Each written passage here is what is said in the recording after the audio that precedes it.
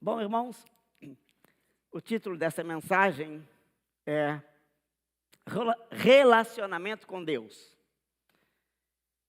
Deus falou bastante ao meu coração a respeito desse tema essa semana. E eu já estava ficando preocupado porque o pastor Marcelo tem o cuidado de avisar quando a gente vai estar aqui ministrando algumas semanas antes, né? E eu já estava orando a respeito disso há mais de um mês. Eu já sabia que eu ia estar nesse dia aqui, trazendo a palavra do Senhor. E eu fui orando ao Senhor, mas não vinha nada ao meu coração. E aí, de repente, eu percebi que Deus, Ele já estava trabalhando isso em mim. E aí, há 2 dias atrás, o Senhor me confirmou essa palavra. E é interessante porque o Senhor me pediu para acrescentar algumas coisas ainda hoje pela manhã. Então, tudo está debaixo do domínio e do poder do nosso Deus. Essa semana, acredito que muitos de vocês ficaram sabendo dessa história com aquele submersível. Ficaram sabendo? Sim? E 5 pessoas a bordo, a caminho de uma visita a um navio afundado, o Titanic, localizado a 3.800 metros de profundidade. Esse submersível, não resistindo à pressão, ele sofreu uma implosão. E segundo especialistas, os riscos dessa operação foram rotineiramente subestimados. Riscos subestimados, os riscos da operação foram desprezados, foram minimizados. Isso levou à morte de 5 pessoas. E eu comecei a pensar nisso e a fazer uma analogia com a nossa vida espiritual. Fazendo uma analogia desse acidente com a nossa vida espiritual. E aí eu comecei a me perguntar, quantos de nós crentes estão subestimando, desprezando ou minimizando os riscos de uma vida levada na superficialidade no seu relacionamento com Deus? Muitos têm vivido na superfície. Muitos estão lotando as igrejas, mas não têm uma intimidade com Deus. Não têm um relacionamento genuíno, um relacionamento verdadeiro com Deus Todo-Poderoso. Dentro da sua rotina do dia a dia, acaba saindo muito rápido e aí faz uma oração rápida, e aí chega à noite cansado em casa e tem algumas coisas para resolver, e aí antes de dormir lembra que tem que orar, e aí faz uma oração rápida agradecendo o dia, e algumas vezes consegue ler alguns versículos da Bíblia, outras vezes não, e assim o dia vai passando, os meses vão passando, os anos vão passando, a vida vai passando. E não encontramos tempo para investir no nosso relacionamento com Deus. E isso é muito, muito, muito importante. Porque da mesma forma, como diz a palavra, que um galho não consegue viver sem a seiva provida pela árvore, portanto, um galho seco não pode jamais frutificar, ele não tem vida em si mesmo. Da mesma forma, nós não temos vida em nós mesmos se não tivermos ligado na videira que é o nosso Senhor Jesus. Mas quantos estão vivendo sem receber esta seiva do Senhor Jesus no dia a dia, na busca, na comunhão, na entrega? Eu não estou falando de uma relação superficial com Deus, eu estou falando de uma relação íntima. Se a trombeta, o chofar, tocasse nos céus nesse instante, anunciando o retorno do nosso Senhor Jesus, como você estaria? Ou se o nosso Deus eterno te chamasse nesse instante, como seria seu encontro com Ele?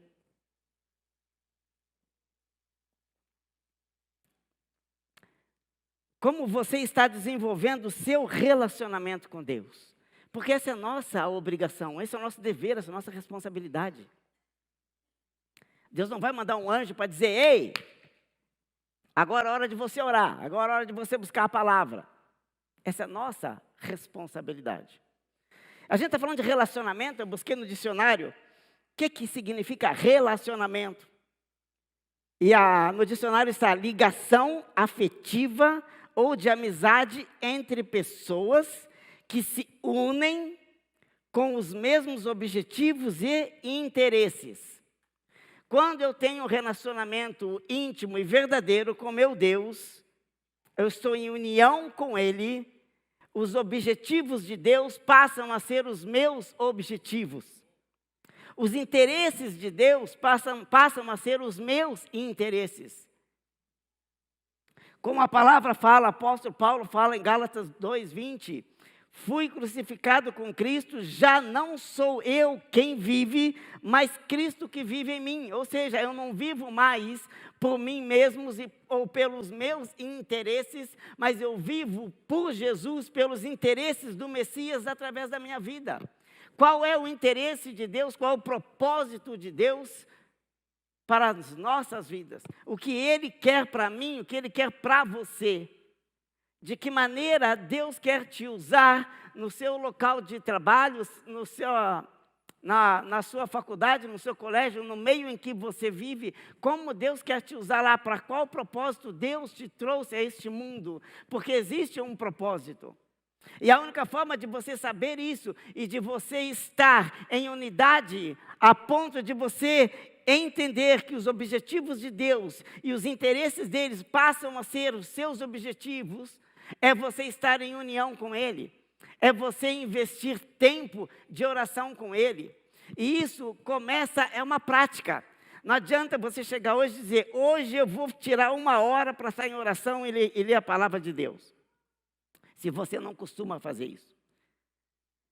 Comece com 10 minutos que seja. Vou ter 10 minutos todos os dias que eu vou orar ao Senhor, eu vou buscar a presença dEle. Daqui a pouquinho você vê que 10 minutos é muito pouco, e você já está em 20. E daqui a pouco você está em 30, daqui a pouco você está em 1 hora. E não é sacrifício. Não fica pesado. Você desenvolve um relacionamento ao ponto de você não conseguir mais viver sem aquilo. De você não conseguir mais viver nessa profundidade. Eu não estou falando só da gente viver uma vida como talvez, infelizmente, uma boa parte daqueles que se dizem cristãos ou crentes estão vivendo hoje. Por isso que o pastor Hildo ele gosta muito de trazer as pesquisas, né? E é interessante isso, mas eu lembro que ele falou uma vez aqui, ele mostrou os números aqui, dizendo que o número de divórcio entre os crentes já está no mesmo nível dos que não são crentes. Certo, pastor? Como pode isso? Como o povo crente está indo para o divórcio, que é algo que Deus diz na sua palavra, Ele odeia o divórcio. Como é que nós estamos equiparados àqueles que não têm Deus? Como isso pode acontecer? Sabe por quê? Porque a maioria das pessoas está na superficialidade. Não busca um relacionamento profundo. Porque para buscar um relacionamento profundo, vai exigir de mim e de você tempo e vai exigir responsabilidade. É tempo de sair da superficialidade, das águas rasas e entrar na profundidade do conhecimento da palavra e da prática. São duas coisas que andam juntas. Quando você começa a ler a palavra de Deus, você vai adquirir conhecimento a respeito dessa palavra, mas não fique só no conhecimento, porque tem muita gente com grande conhecimento da palavra e que está fazendo coisas erradas lá fora, que está desonrando o nome de Deus, porque tem o conhecimento, mas não pratica. Que nós venhamos a buscar o conhecimento e a prática. E aí você pode pedir ao Espírito Santo de Deus que Ele te oriente nesse sentido. Pai, me ajuda a praticar isso que eu estou lendo aqui, Pai. Porque quando você lê essa palavra, debaixo da unção de Deus, Ele vai dizer na sua vida o que está errado e o que precisa ser consertado. E aí você começa a falar, Senhor, me ajuda a consertar isso então. Pai, tira isso da minha vida. Pai, me limpa, me cobre com o sangue de nosso Senhor Jesus. Me limpa deste pecado, me limpa dessas falhas, me dá forças, Pai, me dá ânimo para que eu possa me dedicar mais ao meu relacionamento contigo, a desenvolver um relacionamento genuíno e verdadeiro contigo. A prática da palavra. Estamos vivendo verdadeiramente a palavra ou estamos vivendo um evangelho segundo nossas próprias vontades, desejos e convicções? Porque isso é o que está muito na moda hoje em dia. As pessoas querem estar dentro da igreja, querem dizer que são crentes, mas o seu testemunho não condiz com aquilo que ela fala. E esse é um problema que a gente tem muitas vezes em famílias.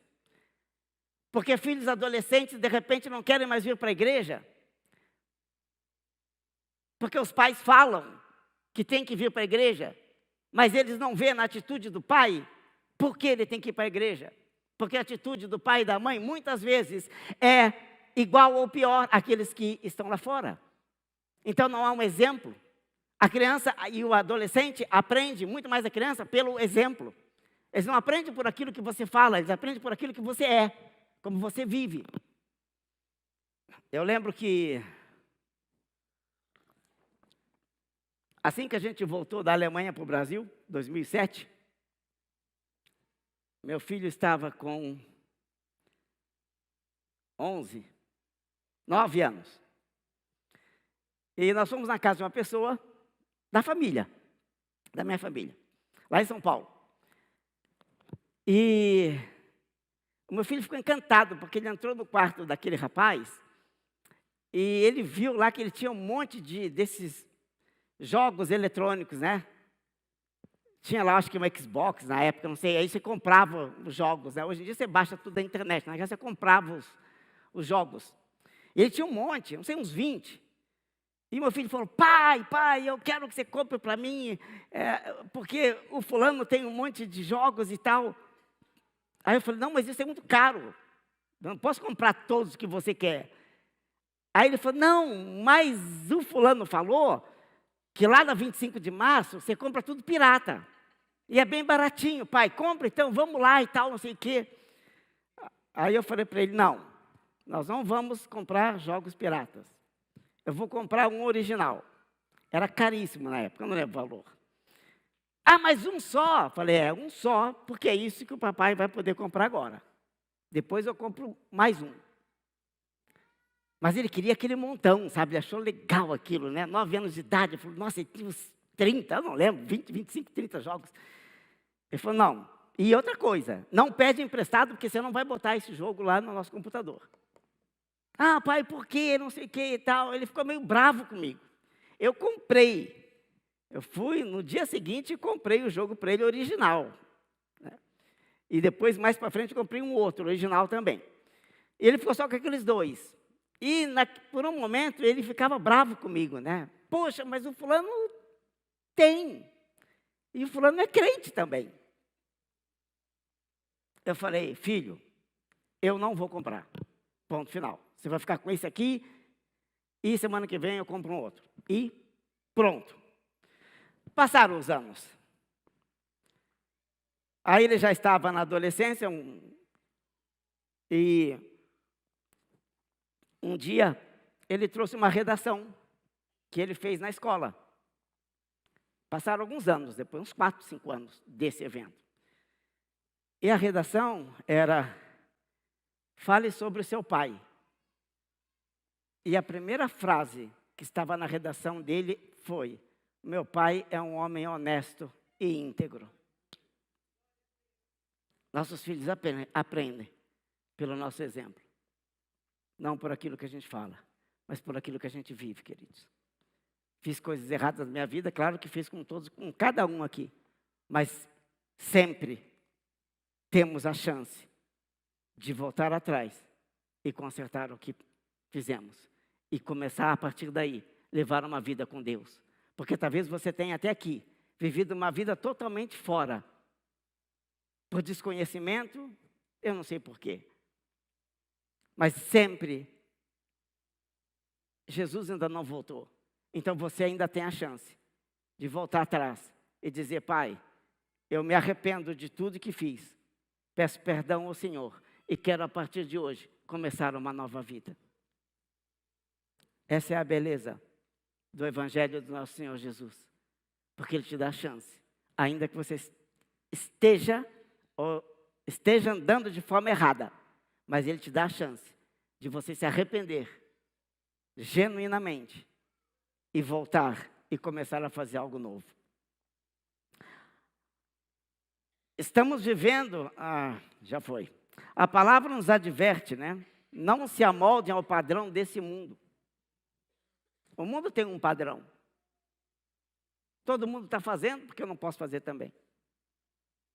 Mas a palavra diz, Romanos 12:2, não se amolde ao padrão deste mundo, mas transforma-se pela renovação da sua mente, para que sejam capazes de experimentar e comprovar a boa, agradável e perfeita vontade de Deus.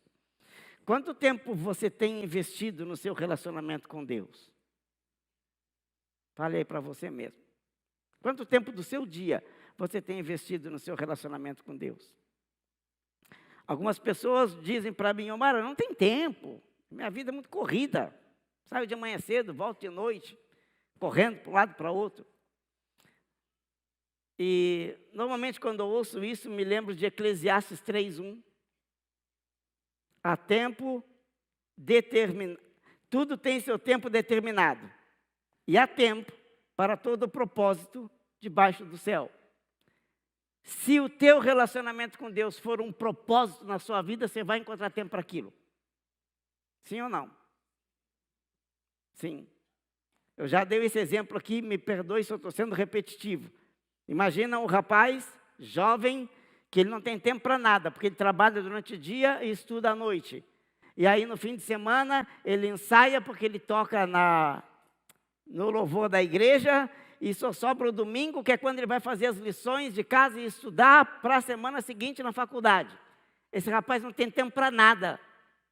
A agenda é lotada.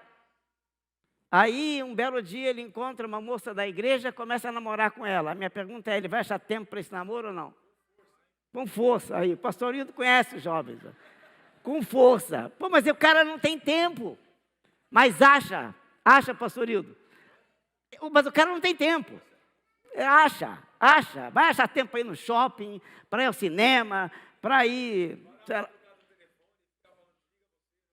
Daí fica lá 1 hora no telefone, desliga você, não desliga, o outro está mandando mensagem com coraçãozinho e tudo mais.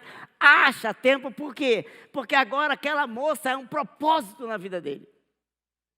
Ele acha tempo para aquilo. É com essa mesma força, queridos, que nós temos que olhar para a nossa vida espiritual e falar: Deus, eu tenho que achar um tempo para ter um relacionamento contigo. Seja acordando 15 minutos mais cedo, ou dormindo 15 minutos mais tarde, mas você tem que achar tempo, porque isso aqui é a tua vida. Você acha tempo para você comer, para você se alimentar, para escovar seus dentes. Você tem que achar um tempo para se alimentar da palavra de Deus, para ter um relacionamento com Ele, para buscar a face dEle, para estar com Ele, que seja 15 minutos, começa com um pouco. E o próprio Espírito vai te acrescentando esse tempo, mas mostra a Ele que você tem um propósito. Que você deseja isso, que você quer isso na sua vida. Precisamos entender que nós fomos criados para um relacionamento com Deus. Um relacionamento fiel, um relacionamento verdadeiro. Por isso eu preciso a cada dia buscar a presença dEle. Mateus 6,6 fala o quê? Tu, quando orares, entra no teu aposento, fecha a tua porta e ora ao teu Pai que está em secreto, e teu Pai em secreto te recompensará publicamente. Há uma promessa aqui. Você tem que ter tempo de oração, você e o teu Pai celestial. Você e Deus. Abrir o teu coração para o Senhor. Falar de coisas que estão perturbando o teu coração. Às vezes pode ser um pecado que você não consegue se livrar dele. Fala para Deus. Tem gente que tem medo de falar dos seus pecados para Deus, como se Deus não soubesse, não visse. Os olhos do Eterno estão em todo lugar. Ninguém pode se esconder dele. Então fala, Senhor, eu tenho essa dificuldade, eu tenho esse pecado. Por favor, me ajuda, eu preciso da tua força. Fala isso para Deus com integridade de coração. Abre o seu coração para Ele. E Ele vai entrar na sua vida com a força do Espírito Santo dEle. E vai dar a você a força que você precisa para você viver uma vida em santidade com o Senhor. Pais, um adendo aos pais aqui.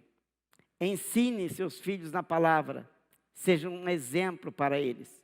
A responsabilidade de educar seus filhos não é dos aplicativos de celular.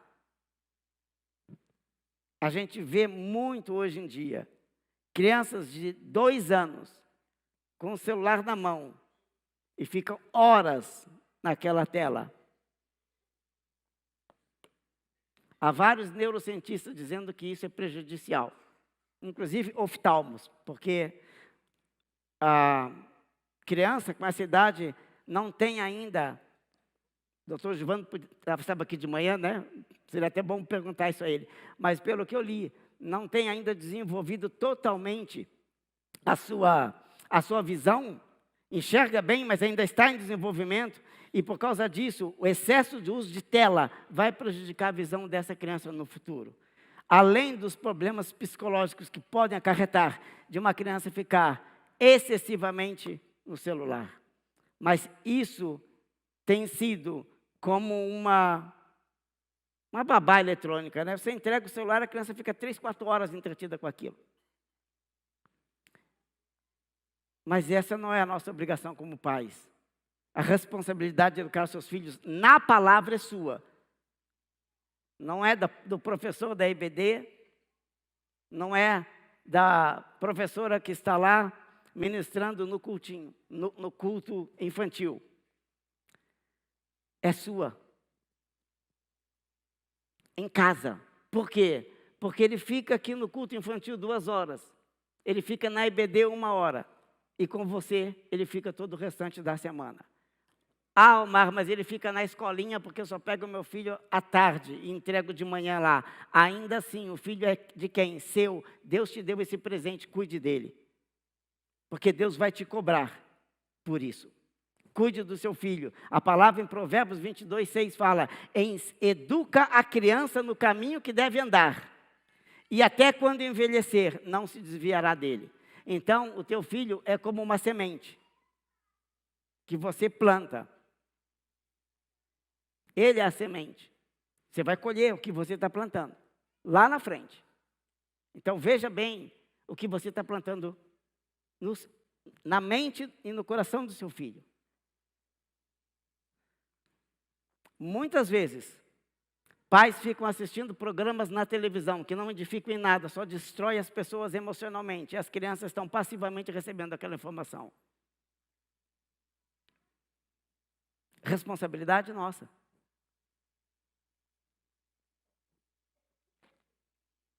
O Eterno nos garante sua proteção e amor cuidadoso. Mas e quanto à nossa participação nisso? O quão cuidadoso eu e você temos sido com aquilo que você tem permitido entrar na sua mente. Seja passivamente numa tela de televisão, numa tela de computador. Eu sou responsável por aquilo que eu estou vendo.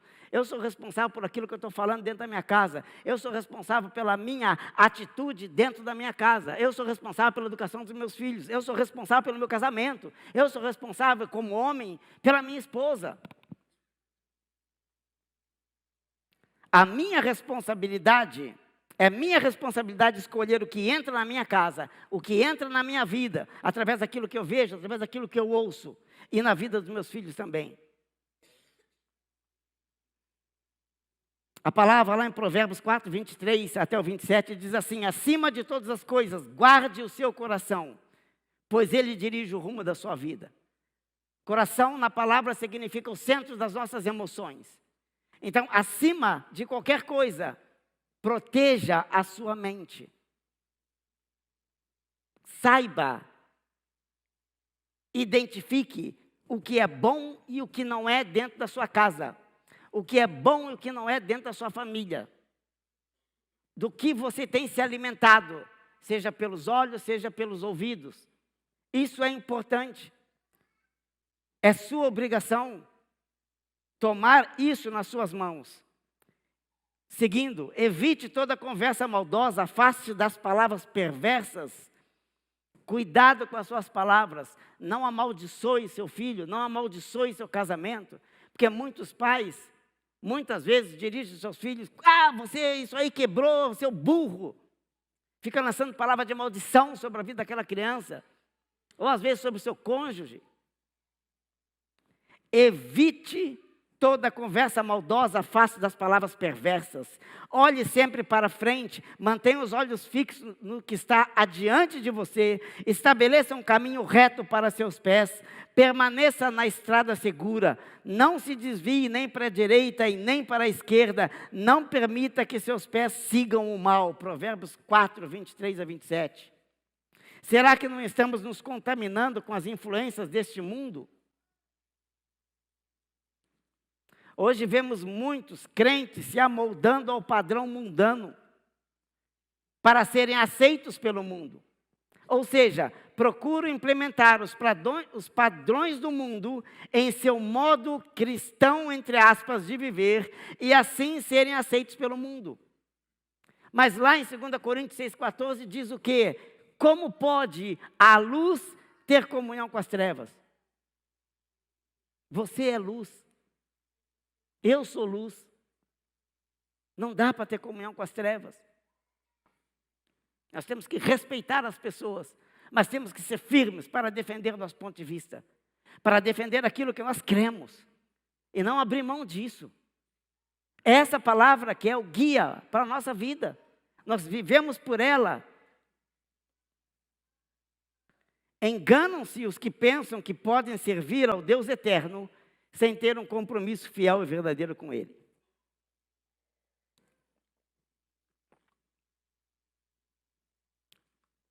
Mateus 16, 24.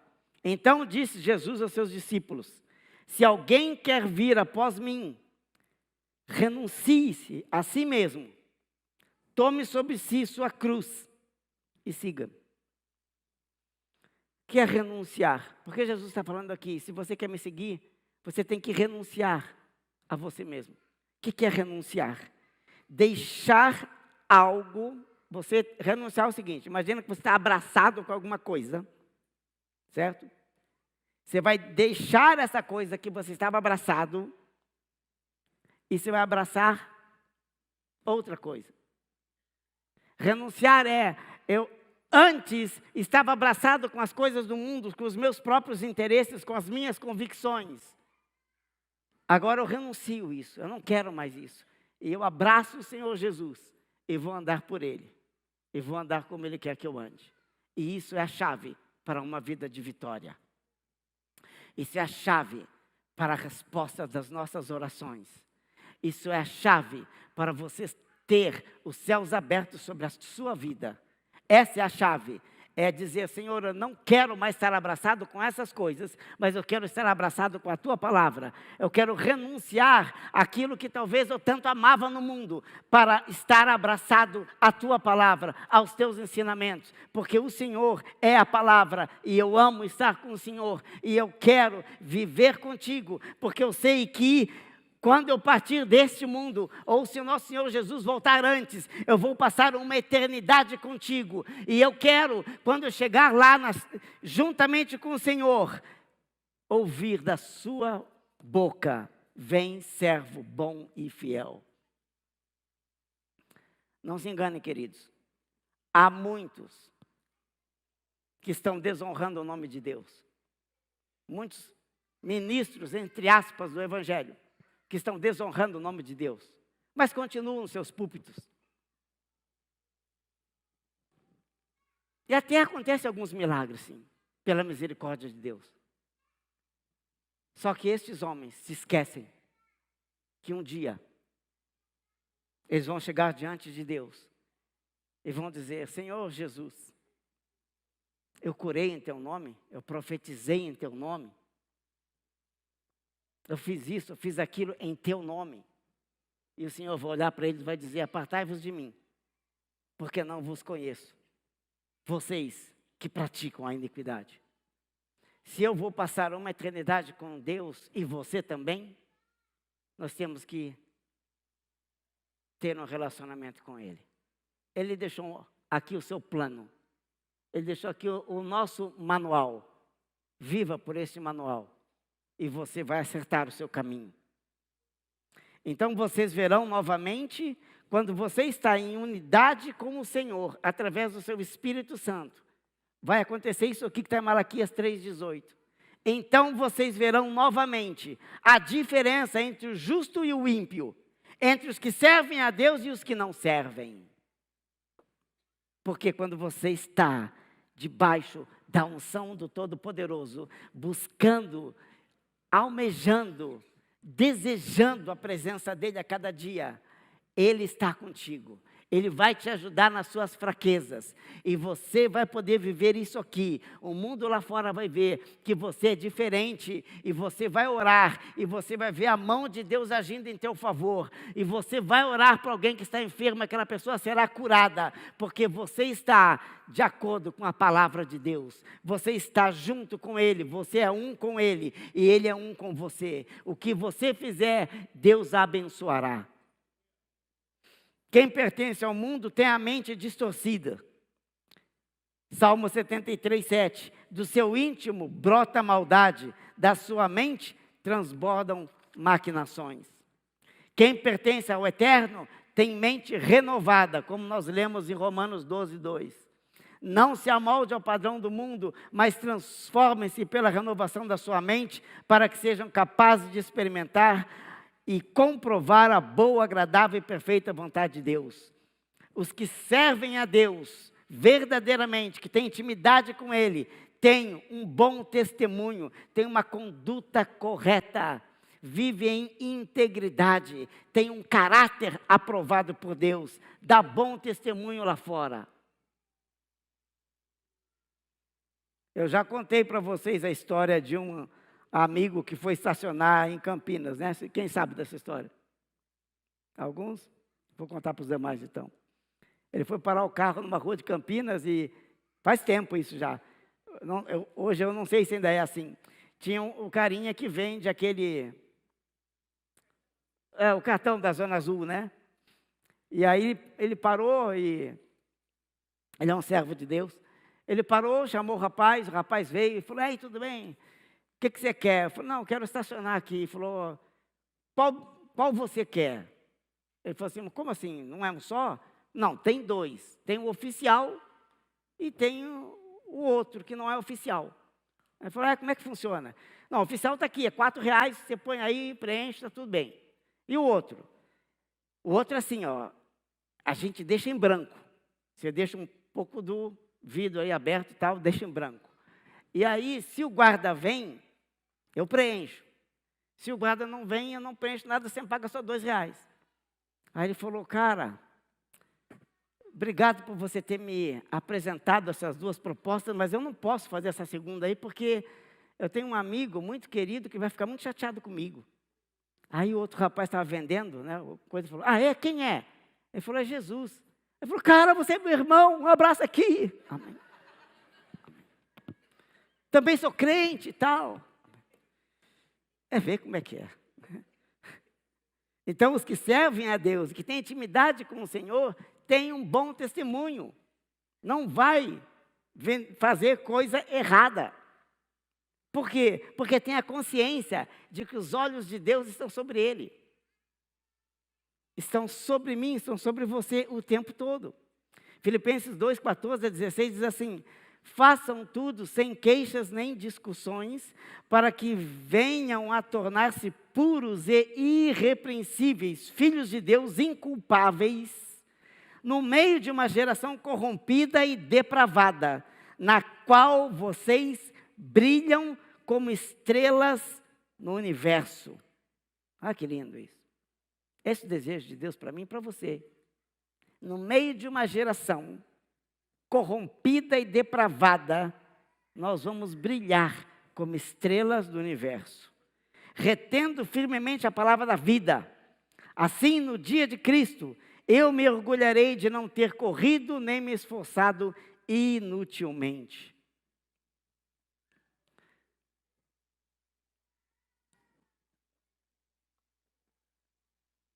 Quando você toma a decisão de dizer, Pai, eu quero viver a integridade na Tua presença. Eu preciso da Tua ajuda para isso. Você vai ser desafiado. Já vou te adiantar. Resista e passe na prova. Nós somos desafiados.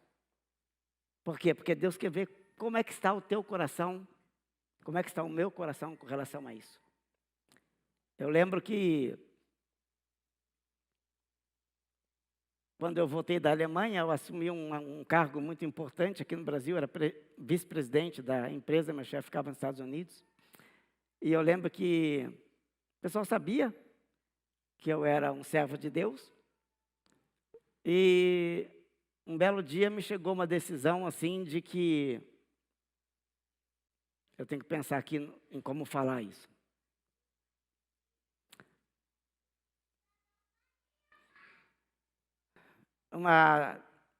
Nós vendíamos para uma determinada empresa. Eu não vou falar nem o local, obviamente, não vou falar da empresa. Era um grande cliente nosso. Tinha uma venda muito grande para eles. E eu tinha um gerente em cada área e os gerentes eram comissionados, assim como os vendedores. Então, eles dependiam daquelas vendas para ganhar sua comissão. Tinha um fixo, mas o montante maior era a comissão.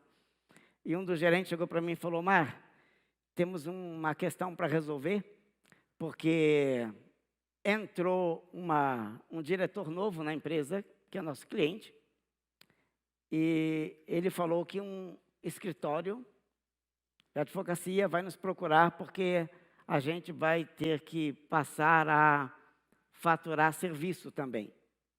Achei muito estranho, não faturar serviço. O nosso serviço está embutido no preço do produto, o cliente sabe disso. Como é que eu vou cobrar mais? Aí ele falou, não, você não está entendendo. Esse dinheiro é propina, só que de uma forma legal, entre aspas. A gente vai mandar uma nota de serviço e tal. Está tudo certo, mas todo mundo está fazendo isso, inclusive tem concorrente nosso que faz isso. Eu falei, claro que essa pessoa, o gerente, estava muito preocupado com a comissão dele, né? Eu falei para ele assim, está tudo certo, só tem um detalhe. Ele falou, o que é? Eu falei, eu não vou fazer isso. Eu não vou autorizar você a fazer isso. Mas nós vamos perder o cliente, corremos um risco sério de perder esse cliente. Eu falei, eu sei, nós não vamos fazer e já vamos nos preparar para perder esse cliente. E a minha comissão? Eu falei, a gente vai ver, nós vamos fazer o que é certo primeiro. Aí ele ficou meio chateado, voltou e tal. E aí eu liguei para a minha chefe nos Estados Unidos, falei, olha, se prepara, nós vamos perder o cliente X. Por isso. Tá certo, você é o responsável da área, você faz o que você quiser na América Latina. Eu só quero que o meu número no final do ano esteja aquele que eu te passei. Tipo assim, te vira. Nós bati o pé naquilo, nós perdemos o cliente realmente. Um mês e meio depois, então, estávamos fora. E aí eu coloquei isso diante de Deus. O rapaz ficou chateado comigo, obviamente, né? Como eu sou chefe dele, ele não transparecia, mas algumas vezes transparecia. Eu entendi, porque era um valor significativo de comissão para ele. Mas eu orei a Deus, coloquei isso diante do Senhor. E eu falei para ele o seguinte, falei, olha, te prepara, porque você vai ganhar mais clientes. E ele estava numa área muito restrita naquela região. E o que aconteceu, para resumir a história? Isso aconteceu mais ou menos no mês de abril. Até dezembro, ele ganhou, eu não lembro bem o número, mas era de 8 a 10 novos clientes menores, mas que no total deu exatamente o valor daquele cliente que nós perdemos. Isso foi um milagre. E aí, no final do ano, o bônus era dado no final do ano. Ele estava muito feliz. E até hoje, os dois, nós já saímos. Eu saí da empresa, ele também saiu. Mas até hoje ele tem uma admiração por mim. Por quê? Eu não digo isso porque eu sou bom. Não, porque eu temia o Senhor. E depois isso foi... Você imagina uma coisa. Diante de toda a minha equipe, se eu fizesse o que era errado, com medo de perder aquele cliente, perder um valor significativo para a empresa, como eu ia olhar nos olhos daquelas pessoas e dizer, eu sou crente, eu creio num Deus vivo, todo-poderoso. Como que eu ia olhar nos olhos deles? Até hoje eu tenho amizade com esse rapaz, ele tem uma grande admiração por mim, porque ele viu nessa atitude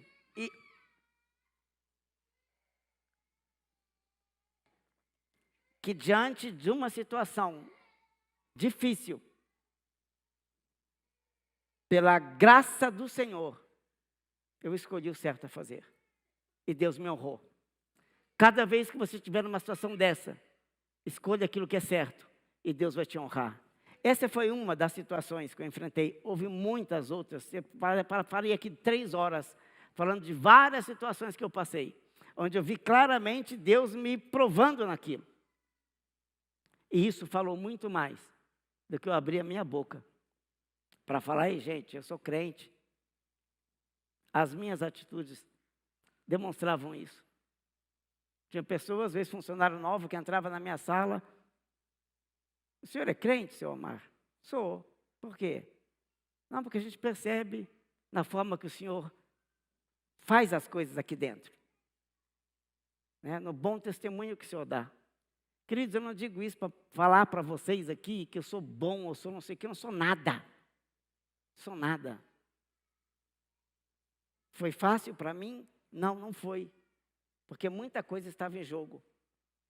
E eu tive, nessa época desse cliente mesmo, outros diretores que chegaram para mim e falaram assim, você é bobo, você devia fazer, isso não vai acontecer nada. Outros fazem também. E eu tive que ser chamado de bobo, eu falei, tá bom, então eu sou mesmo. Mas eu prefiro seguir o que está na palavra de Deus. Não digo isso porque sou bom, querido, porque isso não é nada. Eu não sou ninguém. Se fiz as coisas certas é porque Deus me orientou. É porque o Espírito Santo dele que está em mim, está em você, não nos deixa seguir o caminho errado. Quando a gente verdadeiramente tem um coração reto diante de Deus e não quer fazer o que é errado. Já estamos chegando ao fim. Chegando Jesus à região de Cesareia de Filipe. Estou lendo Mateus 16, 13 a 15. Perguntou aos seus discípulos, quem os homens dizem que o Filho do Homem é? E os discípulos então responderam, alguns dizem que é João Batista, não estou a respeito de Jesus. Alguns dizem que você é João Batista, outros dizem que o Senhor é Elias, e outros dizem que o Senhor é Jeremias, ou alguns dos profetas. Mas Jesus não estava interessado nisso. Ele estava interessado na outra pergunta. E vocês, que vivem comigo, que estão comigo, meus discípulos, quem vocês dizem que eu sou? Essa é a palavra para mim e para você nessa noite. Quem tem sido Jesus para você? Quem é Jesus para você? Se você é íntimo dele, com certeza você tem essa resposta. Como Pedro falou. Como está seu relacionamento com ele? Você está sendo o homem ou a mulher que ele te chamou para ser? Você tem honrado ao teu Deus com a tua forma de viver? Há alguns anos atrás eu estava andando lá na minha cidade, em Rio Grande, no estado do Rio Grande do Sul, e lá tem a maior praia do mundo, a Praia do Cassino, 226 quilômetros de praia. E eu estava andando num trecho dessa praia. E eu estava de manhã andando e falando com o Senhor. E aí eu vi um pequeno lago, desse tamanho de uma palma da mão. Um pequeno lago, porque a água veio e voltou. E aí tinha uma saliência na areia e formou um pequeno laguinho e tinha um peixinho ali dentro. E aquele peixinho, naquele pouquinho de água, ele ficava se debatendo. E eu estava andando e eu senti Deus me mandar olhar aquela cena. E aquele peixinho estava ali, naquele laguinho, ele se debatendo num pouquinho de água. E aí eu peguei ele assim com a mão e entrei, joguei ele no oceano. E antes de seguir minha caminhada, o Senhor falou para mim assim: assim estão muitos dentro da minha casa,